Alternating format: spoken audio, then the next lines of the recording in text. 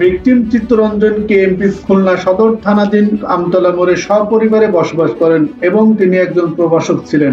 প্রতিদিনের ন্যায় পিটিআই মোড়স্থ নিজ নামে চিত্তসারের ব্যাচ শেষ করে তিনি গত 14 জানুয়ারি 2017 তারিখ আনুমানিক রাত 10:30 দিকে বাসায় ফিরেন।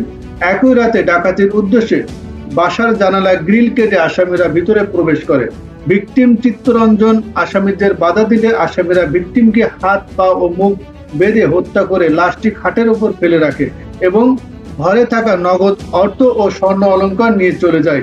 এই ঘটনায় কেএমপি খুলনা সদর থানায় ভিকটিমের ভাই বাদী হয়ে অজ্ঞাত আসামিদের বিরুদ্ধে হত্যা ও ডাকাতি মামলার দায়ের করেন। মামলা তদন্তকারী কর্মকর্তা তদন্ত শেষে আসামিদের বিরুদ্ধে অভিযোগপত্র দাখিল করেন। পরবর্তীতে chief judicial magistrate court Khulna গত 2021 সালের মার্চের 11 তারিখ মামলার বিচার কার্য শেষে ঘটনার সত্যতা প্রমাণিত হয় বিজ্ঞ আদালত 2 জন আসামিকে মৃত্যুদণ্ড সাজা প্রদান করেন। পরবর্তীতে র্যাব গোয়েন্দা তথ্যের মাধ্যমে উক্ত আসামির অবস্থান নিশ্চিত করেন।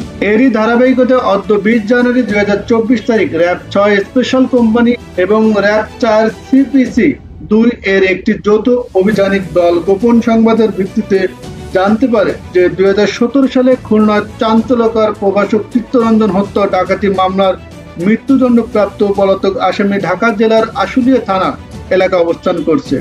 প্রাপ্ত তথ্যের ভিত্তিতে আইনগত ব্যবস্থা গ্রহণের লক্ষ্যে অভিযানিক দলটি 1 তারিখ ঢাকা জেলার আশুলিয়া থানাধীন বাদাইল এলাকার অভিযান পরিচালনা করে মৃত্যুদণ্ডপ্রাপ্ত পলাতক আসামি রাজু মুন্সি ওরফে গলাকাটা রাজুকে গ্রেপ্তার করে।